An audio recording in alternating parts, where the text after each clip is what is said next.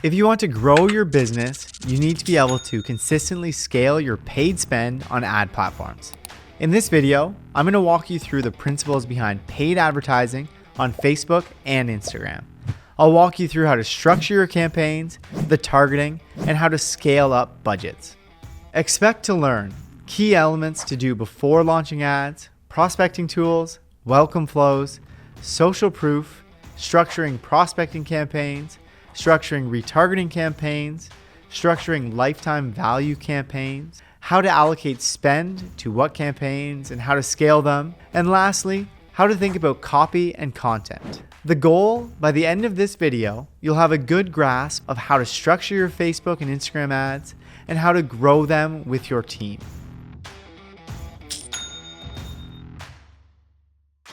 Welcome to Learn with Shopify. I'm David Gaylord, the CEO and co-founder of a natural skincare brand called Bush Balm. Like many of you, it started as a side hustle. In 4 years, we've sold over 50,000 products and have built a multi-million-dollar business. In 2020, we even landed a deal on Dragon's Den. I specialize in marketing, expanding our customer base, and raising funding. In any month, you can expect to see us spend over $50,000 on digital advertising, utilizing email campaigns, and SMS marketing. Before diving into the content, I want to briefly discuss the value and perceived value of your product. This is something you need to think about before spending on advertising. A few questions to ask yourself. Is your pricing model fair? What amount of money can you afford to spend on customer acquisition costs? Is there any way to increase the perceived or actual value of your product? Prior to spending any money on digital marketing, it's critical to set up a few basics. If you haven't heard of the marketing funnel, give it a quick read. The goal is to bring people who've never heard of your brand into the funnel and have them eventually purchase. For most businesses, this isn't immediate and requires several touch points. Here are 3 touch points that I find most pivotal for a business doing digital marketing. Prospecting tools. If you're driving online traffic through paid advertising, it's important you work on capturing that traffic in some way. The most common method is to use a pop-up or slide out on your site. However, there is no right answer. Depending on your brand, you can try a value wheel, giveaways, a quiz, or even the promise of quality content. The key to prospecting tools is to get signups on your list. A metric I look at is opt-in rates. If you can get above 10% of your traffic to sign up, you're going to fill the funnel nicely. Welcome flows. Another staple tactic is to automate content within your subscribers. For us, we have a 20 email welcome series for new subscribers. It's the combination of educational content, product teasers, and limited time offers. If you aren't seeing ads convert on the first visit, a welcome series will help bring those visitors back to site so you can convert them on a later visit. Social proof. For a new brand, this can be a challenge, but it's something to focus on early. For a consumer, it's becoming a requirement to have social proof on your website. If you have no reviews on your website, your potential customers will be skeptical. A quick and easy way to get reviews is to send free products and ask for honest reviews on site. The difference between 0 reviews and 1 review is big. You can't ignore this early on. If you want to grow your business with Facebook and Instagram, I recommend using Shopify so you can manage everything from one place. It's powerful, easy to use, and really simplifies running your business. I'll leave a link in the description below in case you want to claim your free trial. Before diving into the structures and details, let's go over what each of these campaigns represents. There are 3 campaigns.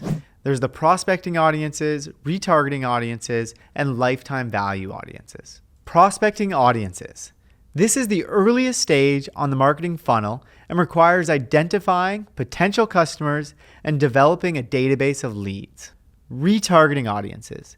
This is a later stage in the funnel, which is typically defined as someone who's visited or shown interest in your brand. The goal at this stage is to convert these leads into buyers. Lifetime value audiences. A common missed audience, as it's much more common to prospect for new clients.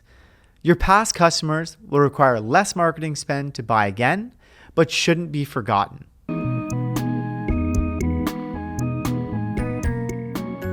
I've tried Facebook and Instagram ads with no success. If this sounds like you, it also sounded like me. Here are 4 ways you can change this to get the most out of your Instagram and Facebook ads.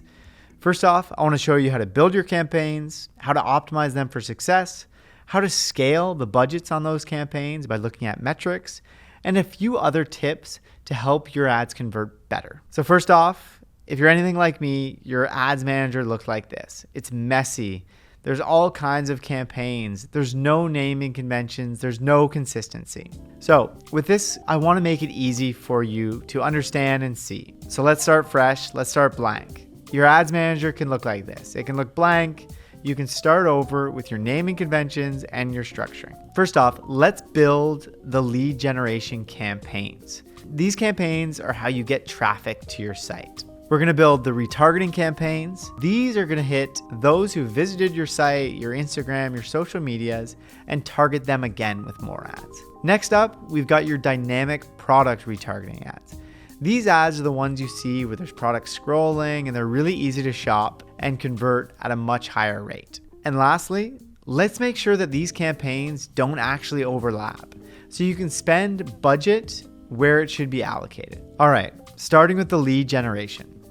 As you'll see here, I've structured this so you've got the campaign at the top and then you've got 3 audiences underneath. Many people recommend doing it different ways. This is the way that we found success at Bushbomb. We test one campaign, whether it's holiday sale or fall savings or fall offer, whatever it may be. And then within that campaign, we make 2 to 3 different audiences. So these might be people who are interested in skincare. They might be interested in athletics. They might be interested in what you want to target on Facebook.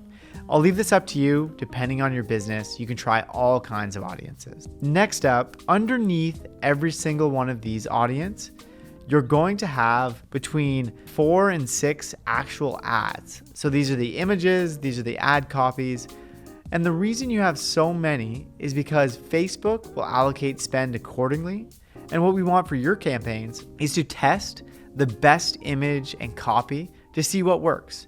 So over time, you'll notice one ad will become a clear winner. So this is how we're going to structure our prospecting campaigns, so you can easily test to see what works and what doesn't. And next up, on your retargeting ads, here's the recommended structure that we use at Bushbomb to run your campaigns and make sure you hit more people and the right people with your retargeting ads. With the iOS changes, it's becoming a little bit more difficult to actually run retargeting campaigns.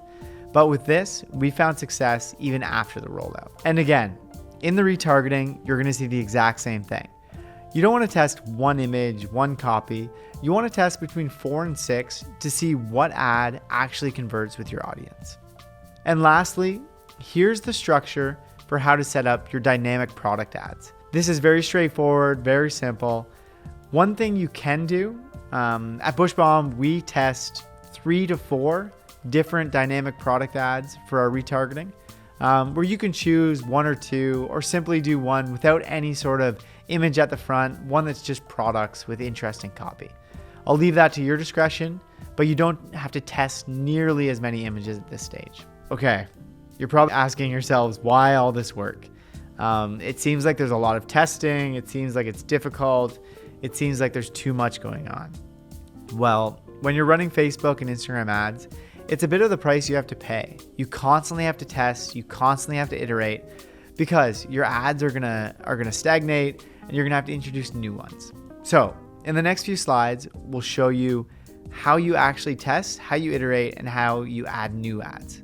When you're running these audiences, what you're going to notice is there's going to be one audience, 2 audiences that actually perform better. And some audiences are going to be a disaster. They're not going to lead to sales. So after about 1 to 2 weeks, you can easily turn off some of those audiences that aren't working. And that'll look like this in your ads manager. And of course, you can do the exact same thing for your images and your copy that isn't working. So if you have an ad that is performing really well, of course, you're going to want to lead it on. But if there's an ad that's not performing well, you can turn it off. And what will happen is the budget that is allocated to this campaign will actually start to feed the ads you've kept on. So you're going to double down your budget into the ads that are working. as you scale, as you grow, you'll notice some of your longer lasting ads, they actually aren't converting as well. And at this point, what you're going to want to do is introduce a new ad asset.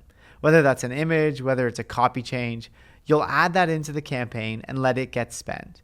And then you'll test it against your current images, your current copy to see if it performs better or if it doesn't perform at all.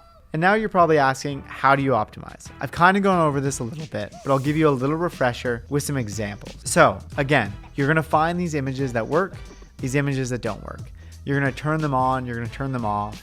And every 1 week to 2 week to 3 week, you're going to constantly add new images into the campaign to see which one is working. One thing that we do at Bushbomb is we actually look at placements of your ads. So you might be able to see one ad is actually performing much better on Instagram stories, one is performing better on the Facebook feed, and from there you can actually stir up new campaign ideas. So you could look and say, this imagery worked really well for stories, so why don't we actually test it as a story campaign? And lastly, if a full campaign isn't working, of course you can turn it off. You can structure a new campaign, you can test a new idea. So now getting into the scale of spend. This is really important because there are very common mistakes that people make when they're scaling their spend. The structure and the allocation of your budget is really important. So to show you this, I wanted to go with a quote here that you've probably seen before. Half of the money I spend on advertising is wasted. The trouble is I don't know which half. So this quote is funny because this example I'm about to show you is one of those ways where it's very obvious you're doing this. So at Bushbomb, how you can look at our ad spend is that we spend roughly 85% on lead generation. So generating new people to come to our site. And then we spend the rest, about 15%, on retargeting, whether that's our retargeting ads, our dynamic product ads, or our LTV ads. And why this is important to understand the percentage allocation is because you can potentially overspend in the wrong places. And I'll give you this example. So the most common issue is that you see your retargeting ads, your LTV ads, your dynamic product ads, they start to convert way more than your prospecting ads. So you think, of course, they're doing the best. I should spend more money on retargeting. So what you do is you take some of that money from your lead gen, your prospecting campaigns, and you put it into your retargeting campaigns. What this does is it actually closes the funnel at the top and it adds more spend to the middle. So what you'll end up doing is you'll spend more money retargeting the exact same audience. The important part of your lead generation is that it fills the funnel. So as you're spending money on prospecting, lead generation, you're actually probably not making much money on those ads. You're probably not converting that great on those first-time visitors. But those first-time visitors, they join your welcome email series, they get hit with retargeting ads, and eventually they convert down the funnel. So you have to understand that the lead generation, although it looks like you're losing money, although it looks like it's not converting, those people will convert later on in the funnel. And of course, what you have to notice is that the goal with this funnel is to get people to convert. But you need to understand how every single part interacts, from the percentage of those who join your mailing list, to those that you can retarget, to how many site visitors you get every week. You need to understand how lead gen helps with this and also how retargeting helps convert it. So there's some key metrics to monitor, and we monitor these at Bushbomb. 1, ROAS. This is commonly seen in your Facebook Ads Manager, TikTok Ads Manager, Snapchat, wherever you're looking at your ads. One thing that we like to monitor is something called adjusted ROAS or blended ROAS. And what we do is we take our overall revenue and our marketing spend and we look at it every single week to see how much of a return we're generating. Frequency is a good metric to look at. This is how often someone has seen your ad in a period of time you set. So we often look at a 7-day window. If someone is seeing our ad 20 times in 7 days, that is far too many. So you can use your judgment to understand what is too many and what is too little. But for us, on a prospecting campaign, we range between 1 and 2. And for a retargeting campaign, we range between 4 and 6 on the frequency scale over a 7-day window. CPM, cost for 1,000 impressions, is a very common metric to understand the cost of your advertising. click-through rate to see how engaging your content is, cost per purchase to see how much budget you have per ad or if your ads are going to be profitable, cost per add to cart, similar metric, cost per click, another metric to understand how much it costs to run your campaigns.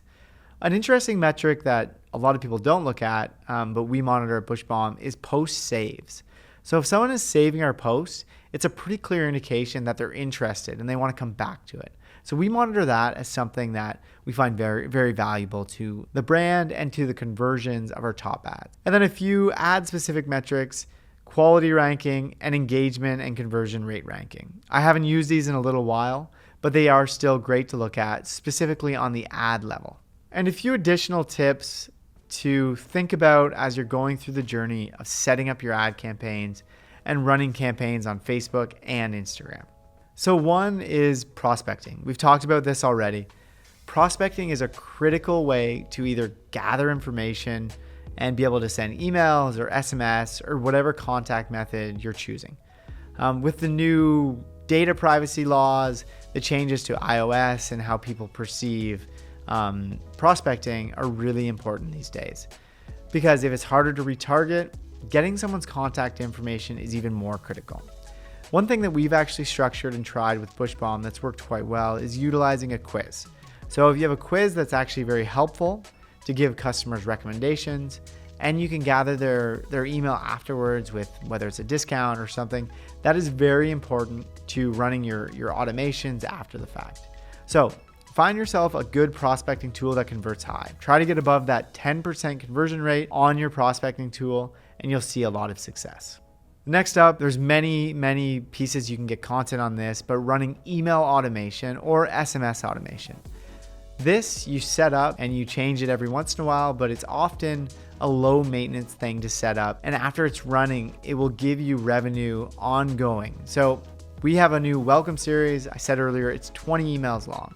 We also have browse abandonment. We have abandoned cart. We have win back email automations. So all of these automations run your funnel and they constantly convert buyers ongoing.